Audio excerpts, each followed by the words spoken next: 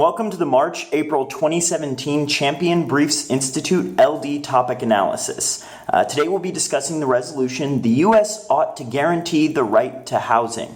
Now, I read a lot of your comments last month, and a lot of you were asking for citations. So this time we'll be including a citation list along with the video, so that you can just find all of these attached. In addition, we'll be doing today's video a little bit different. At the end, generally, I just talk about my favorite arguments on the topic, but this time I think we'll go through and talk about the specific construction of a preemptive affirmative, and we'll go through step by step of what an affirmative like that would look like. So today we'll be talking a little bit first about the basics behind the topic, then we'll go into a topicality overview, look at the main arguments on either side of the topic, and then finally talk about that affirmative I was telling you about. So without further ado, the introduction. So Carson in the winter of 2017 provides a little bit of background for how much of a problem homelessness is in the United States. According to her, every night, an average of 550,000 individuals are homeless in the United States. This has become a massive public health problem because these individuals are subject to physical violence, mental health issues, increased incarceration, and sexual assault. Since the 1980s, homelessness has increased across the country, and we have about two various mechanisms by which we approach solving these problems. The first is the continuum of care methodology, which seeks to focus on the medical issues that a lot of these individuals face, and argues that when you deal with those medical issues, people will solve the homelessness issues on their own. The second method of care that happens in the United States is the housing first model, where governments target housing in the hopes that that leads to the resolution of other health issues. So as you can see already in the literature, there is this sort of dichotomy between these two approaches, and that same dichotomy will play out throughout the rest of this topic. To be clear, the United States in the status quo does not have a guaranteed right to housing. There are some international bodies that describe this right, but the U.S. doesn't actually have it on its books. And so that's why the resolution has inherency, and why the affirmatives need to justify guaranteeing this right. So now let's talk about topicality a little bit. So this is a really short resolution with pretty simple phrasing. It uses the word ought. As always, I use the Mizrahi in 2009 evidence for ought if you're trying to exclude utilitarian or consequentialist arguments. It argues that ought is used to express a duty or moral obligation, and that it's distinct from the word can. So this could be a pretty useful interpretation for affirmatives who want to read framework and spec out of any consequentialist fill-in arguments or any politics disads or anything like that. But again, that word's not generally important to the resolution. It can be weaponized in various ways, but that's not going to be the focus of this discussion. Guarantee, as according to Google definitions, is to provide a formal assurance or promise, especially that certain conditions shall be fulfilled relating to a product, service, or transaction. I think in this instance, the word service would be the application here. And again, there's not much utility to this unless perhaps the negative were to try to exclude plan actions by saying that the only thing that counts is a formal assurance or promise, right? So drawing a distinction between saying there's a right and actually taking physical actions to ensure that that right is fulfilled. So perhaps a strategic negative might argue that the affirmative shouldn't be allowed to provide specific mechanisms, and that they should only be allowed to make a generic assertion of the right. That could be a way to use guarantee to overlimit affirmatives, but again, that seems kind of abusive. As far as what the right to housing means, that really depends on who you ask. A lot of different international bodies and domestic think tanks define it differently based on their understanding of homelessness. My favorite one that I found, at least from the negatives perspective, was the National Economic and Social Rights Initiative. They argue that there are 7 principles that are fundamental to the right to housing. Security of tenure, which is just the idea that people aren't moved around down and evicted at will, availability of services, so fixing infrastructure and things like that, affordability, such that the level of attainment can also allow for the other basic needs required in a capitalist system, habitability, decent and safe home, that's pretty self-explanatory, accessibility, location, and cultural adequacy, or that housing policies guarantee the expression of cultural identity.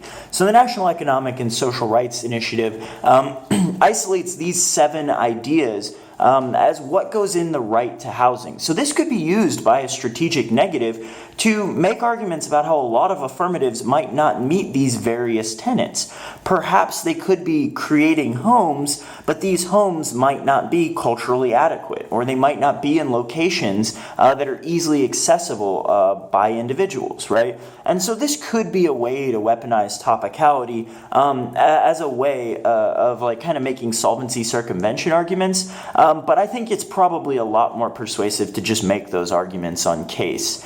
Another way that you could use this part of the resolution strategically is with Akesson, Basso, and Denov in 2016. They write that generally house just implies a built structure, whereas home implies something deeper and more meaningful. So if a negative were to read the interpretation we talked about previously, this could be a good counter-interpretation to say that all you have to defend as the affirmative is the actual built structure. Again, not really going to be much of a topicality debate. Most of this debate is going to resolve around the ethical issues of the government providing housing.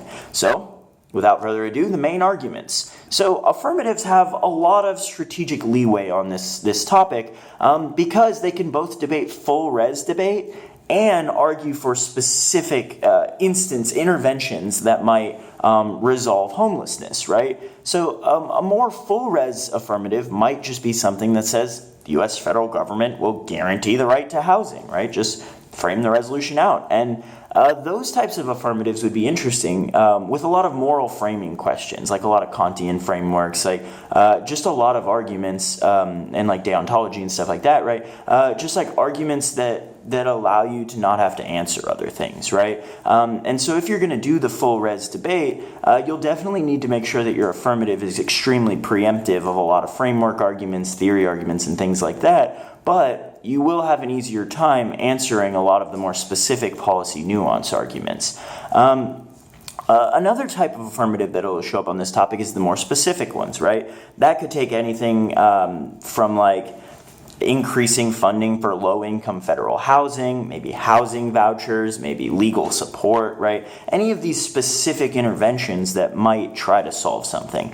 And many of the impacts that the affirmatives will be dealing with will be interchangeable between the two types of affirmatives and will be very similar across the topic. You're going to run into things like racism, dehumanization, crime, poverty, mental and physical health impacts, human trafficking, domicide, which is like the destruction of homes, and gentrification, right? Pushing individuals out of their previous homes and essentially like creating like these conditions for white flight and like a lot of like urban population centers and things like that, right? And so the main arguments coming out of the affirmative will be trying to resolve a lot of these structural issues that happen daily in the United States. Now, the negative is going to have to be a little bit more clever, right? Arguing that homelessness is good is just obviously not a winning strategy. You're not going to really get impact turns on racism or poverty or mental illness, right?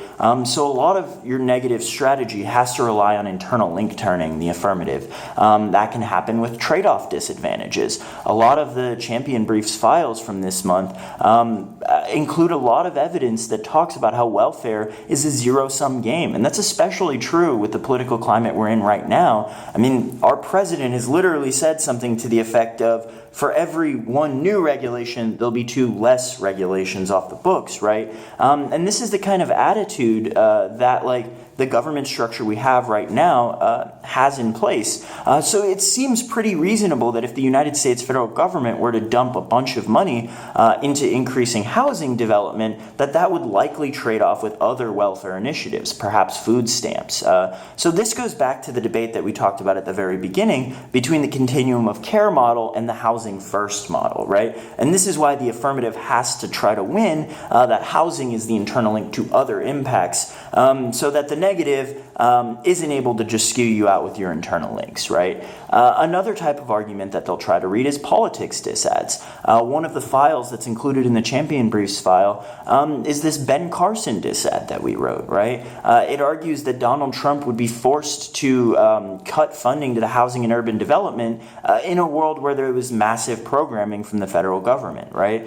This would trade off with status quo initiatives by Ben Carson that keep the HUD budget relatively stable, right? I don't know if that's particularly true, but the evidence is really good, and it seems to tell a compelling story. Another more persuasive strategy in my mind, and one that I think is pretty compelling, is the universal basic income counterplan, right? So this operates under the assumption that providing people with the monetary funds to provide housing for themselves is a better access to long-term solvency than just providing the actual housing, right? So this argument would operate under the assumption that basic income is a prerequisite to the rest of the impacts rather than the physical house, right? This is an interesting one because there's just a lot of literature about basic incomes, and there's a lot of empiric literature especially, so you'll be able to win a lot of analyses about just generally about root cause claims, right? Some other specific negative arguments that you might find on this topic are biopolitics Ks, right? There's a lot of arguments about how conditions are always applied to housing regulations within the United States. So, for example, we build a public housing, we put video cameras all over it. Those cameras in the long term end to social control over those individuals and increased incarceration, right? This is the essence of biopolitical control, right? The United States federal government using its various powers for social indoctrination, right? And so there is a lot of literature out there about how U.S. housing policies exacerbate biopolitical control. There's also a lot of arguments about universal morality. Many affirmatives will be claiming access to universal morality. Some will be trying to impact international relations, right? There's no in the United States clause added in the resolution, so it's perfectly viable for the affirmative to try to access international actors, right? And so there's a lot of arguments out there about how the United States unilaterally pushing its moral framing on the rest of the world is a form of neocolonialism that justifies long-term intervention, right? This could be one persuasive strategy for the negative. The main crux of the negative arguments, however, are probably going to rely on a lot of old school libertarianism, right? Your von Mises, your Illichs, right? These types of people generally argue that the United States getting involved in trying to solve these social problems ends up exacerbating the harms, and instead would advocate leaving it to the free market. I'm not going to cast any judgment on these types of arguments, but they're generally persuasive in the context of debate because they allow you to operate under different pretexts for solvency, but it allows you to try to solve the same thing. So again, same concept as the universal basic income CP, where you're trying to resolve the internal link claims coming out of the affirmative, right? So as you can see so far, there's a wide variety of strategies you can use on the negative. Those just don't really include impact turns on this topic.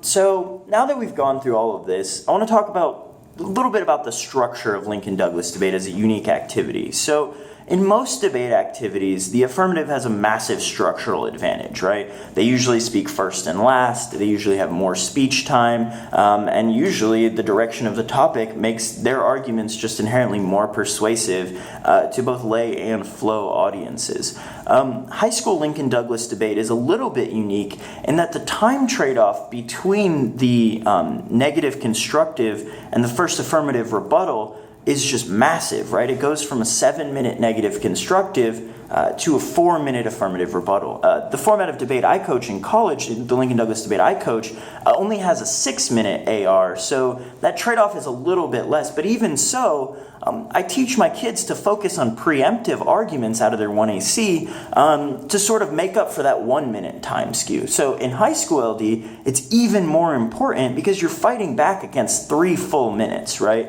And all the judges or all the rounds that I've judged of LD, this seems to be the biggest problem facing affirmatives, is how to deal with a slew of arguments, especially in a community that is tending a lot more towards critical and theoretical arguments. You're very likely to get 4 off positions, right? 5 off, things like that. An advantage CP and 4 disads, right? E-spec T and 2 other disads, right? These kind of things are hard to answer in 4 minutes in a world where your affirmative doesn't set out to really just respond to them from the get-go. So I like to preach preemptive affirmatives for the most part, and you can do that with lots of various tricks. So for the rest of this video, I want to go through the literature on this topic and talk about how one would go about crafting a preemptive affirmative that can deal with the crux of a lot of negative arguments. So the affirmative that I worked on for the Champion Briefs file this week, or this month rather, was focused on domicide and gentrification, right? So domicide is the intentional or structural destruction of homes, and gentrification is pushing people out of their neighborhoods, right? And so the way that I constructed my affirmative was to have hidden harms and inherency, have solvency that resolves those, and advantages that have root cause claims, right? So let's go through what all that means specifically. So in inherency, I think there's a couple of things that inherency should have to be preemptive.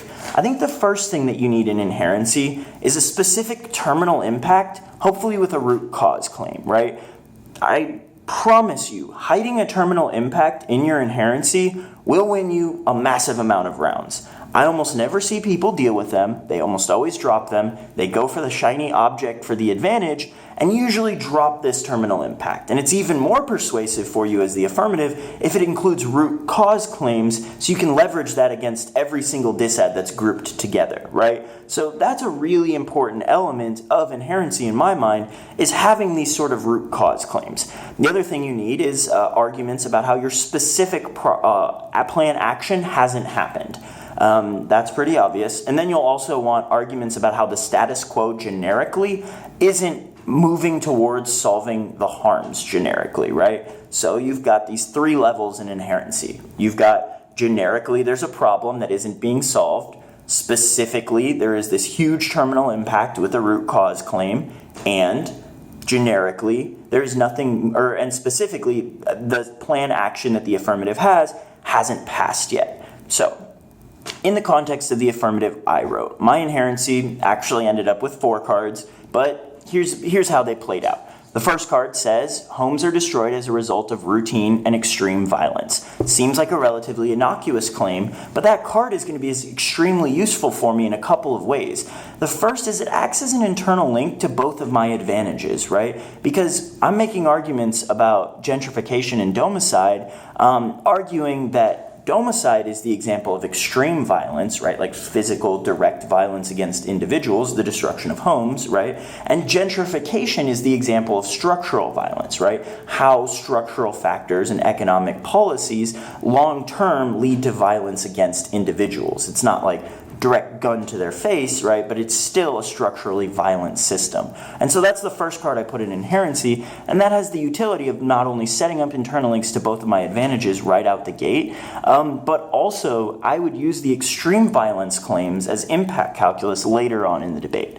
The second card that I included is actually a framing card, very similar to the last one. It says that economic indicators obfuscate the ethical imperative to prevent homelessness, right? So I'm actually kind of using this as my hidden impact and root cause claim, because it's making the argument that status quo focus, like the way policymaking in the status quo operates, it focuses on economic indicators, right? Like looks only at the statistical value of if people are more homeless, less homeless, like things like that, right? And so my affirmative is inherently critical of that ideology because it's making the claim that that inherent focus is what got us in this problem in the first place. So it kind of becomes like this, you may be familiar with the term try or die, right? It becomes a sort of try or die scenario because any economic disadvantage that the negative reads now, I just frame out of the round, right? I say that that's the type of framing from the negative that creates the cyclical impacts the affirmative is trying to claim, right? And so if the negative misses this card and just reads disadvantages,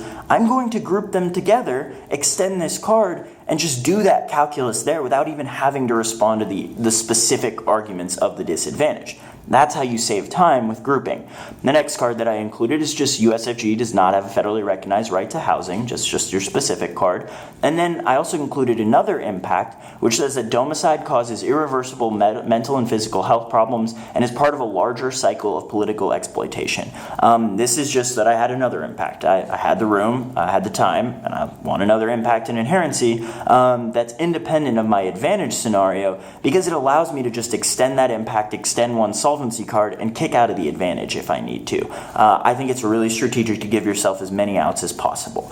The plan text that I wrote was the USFG ought to guarantee the right to housing through increased funding for public housing subsidies, enforcement of legal process, and the provision of legal services counsel to low-income tenants. So I've kind of mixed the two types of affirmatives.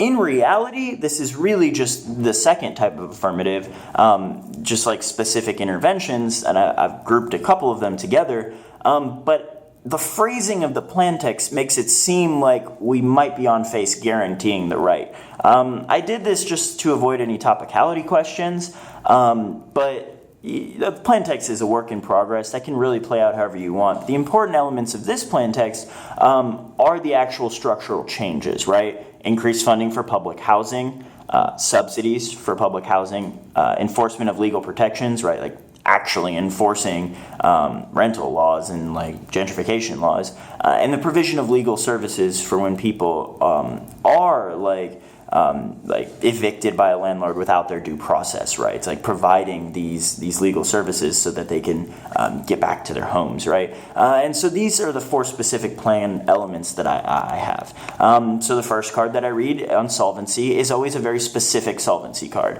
I think that you want it to be as word for word as what your plan text is as possible. So I have a card that says to do all four of those things. I literally just copy and pasted it, right? I think that's really good to avoid any sort of solvency advocate procedural shells, or at the very least give you really persuasive I meet. They're also just like, it's just easier for evidence comparison if your evidence actually says word for word what your plan does and theirs doesn't. The next card that I included in solvency, and this is always very similar, is the card that resolves the inherency impact, right? So in inherency, in this one, we had a domicide impact, right? So the solvency here says that international human rights law is insufficient to protect individuals from domicide.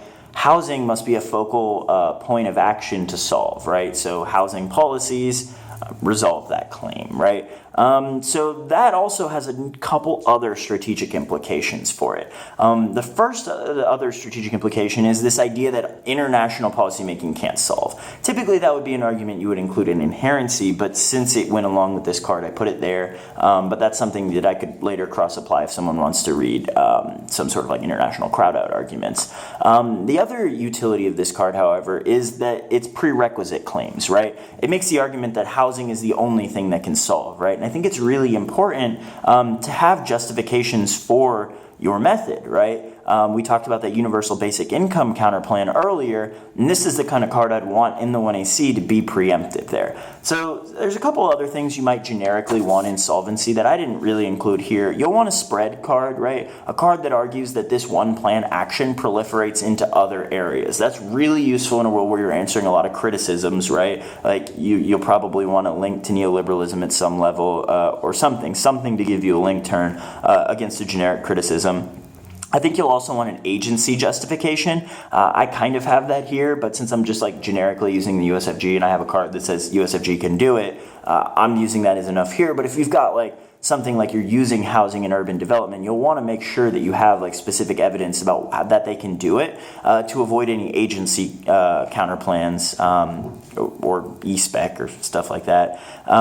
You'll also want solvency or any AR card that's read 2 or 3 times. I generally just throw into solvency. If I had to answer the same disad 3 times in a row with the same card, I just put it in solvency so that in the 1AR, I'm just doing the analysis and evidence comparison rather than having to read the card, hope the judge knows what it's useful for, and then relying on a really quick 2AR to try to do that evidence comparison and application. I think you're far better off if you've had to read something multiple times, put it in solvency so that you're doing all that work just a lot sooner. And you get the just generic argument that they conceded this and the NC don't allow new arguments, right? So I think it's really important to do that. Another thing you might want to throw in is a topicality card. You don't want to make this obvious, right? Like you don't want to say, look, here's my card that says I'm T, but I think it's kind of important to have cards in there that you can just cross-apply as an interpretation or an I-meet, counter-interpretation or an I-meet on a T-shell, right? So realistically, that just means having a card that kind of uses the words of the resolution in your affirmative in the same language. Now, obviously, that might not exist, but if you've got the extra time and it doesn't make your affirmative sound strange, I don't really see the harms in like throwing in some random cards that can just like really preempt to arguments. Now, there's certainly other schools of thought on this, right? Some people think that it's better to write advantages or write affirmatives with just lots of impacts, right? I think that's still kind of in essence being preemptive because you're just like preempting impact calculus, right? But in a lot of ways, like this is also a viable strategy. Just give yourself as many outs as possible because maybe you don't want to waste time reading preempts against things they're not going to read. You know, like perhaps you're reading like a purely Afropest debater. There's not really any utility in preempting T or agency justifications if you know like the alternative is just going to be burn it down. You know, so you might. But in that instance, I also think it'd be wise to preempt the K out of the 1AC, right? And so there's definitely differing schools of thought on this, but this is definitely something you'll want to practice and just really like get a better feel for how you feel about it. But let's move on to the impact framing. So the last thing that you'll have in an affirmative is your advantage, obviously, and there's various schools of thought on this. Personally, I like the one advantage model. I think reading one advantage with like uniqueness, internal link, impact link, or something along those lines is a really cool strategy because it allows you to like get multiple internal links to the same impact. A lot of times people only answer one of them and it gives you really like an uncontested impact. But the other thing is they also just tend to be more consistent. It allows you to like more fully flesh out your ideas, like actually establish uniqueness for each part of the argument. And especially if you're going to have multiple impacts and internal links anyways, there's not like this is especially justifiable when your links for both your advantages are identical, right? So in a world where your internal link or your link for both advantages is just homelessness, right, or solving homelessness, it doesn't like seem to me wise to like double read that argument when you could just like impact it out twice. But more generically, an advantage needs 4 things, right? You need your uniqueness, link, internal link, and impact, right? And personally, I think you should also have an impact framing card. I think it's really useful to have a piece of evidence that does your impact calculus right out the gate.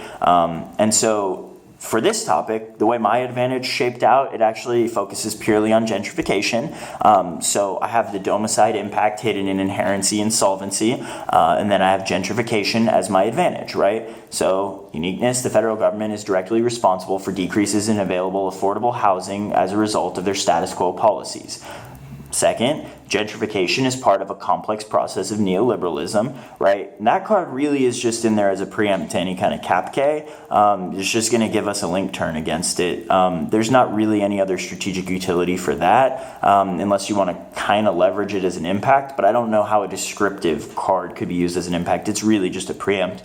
The next card is that gentrification creates homelessness. That's going to be our internal link because we're going to be impacting out homelessness. Then the next card says gentrification is exacerbated exacerbated by lack of access to legal services in the U.S. That's my second internal link card, right? Because specifically my plan, 2 planks of it focus on legal provisions and services. I want a specific link card that deals with that. And then the impact is targeting homelessness as a prerequisite to solving all other health and physical problems, right? So we just try to solve anything. And so this affirmative might not seem like it has a terminal impact out of the 1AC, and I mean, I guess it doesn't say nuclear war or extinction, but it has enough systemic impacts and access to various internal links that it's very likely that anything the negative would read, I would have some sort of built-in AR response, so that while I'm extending the case or answering case debate, I'm simultaneously answering other positions. Now, this might be a little harder in a world where you're debating things like nuclear war, right, from a politics dissat, but that's why we've got the framing cards in there. Not only do we have that card we talked about earlier about how the economic indicators obfuscate our ethical imperative. So you'll notice here I put the framing card in inherency rather than on the impact, so that it's a little less obvious to the negative how I'm going to be leveraging that. So if you have any questions, please feel free to comment on this video. I really enjoy reading all your comments. Like I said, I'm going to try to attach this citation sheet so that you all have access to everything I talked about in this video. I really hope that you like the way I changed this video a little bit. Please feel free to let me know how you feel about it in the comments and any suggestions you might have for things that you'd like me to go over. Perhaps next time we could talk specifically about counterplan theory or critical theory, right? It's really up to you all. These videos are for you and to help the community. So really, any comments you have, please just let us know. Please buy the Champion Briefs files. I think they're really cool this month. I saw a lot of good work from all the people putting cards in. Every card I talked about in my affirmative is in that file. And so if you really want to get a head start on this topic, I would definitely encourage you to go take a look at those files. Thank you all. Have a great day.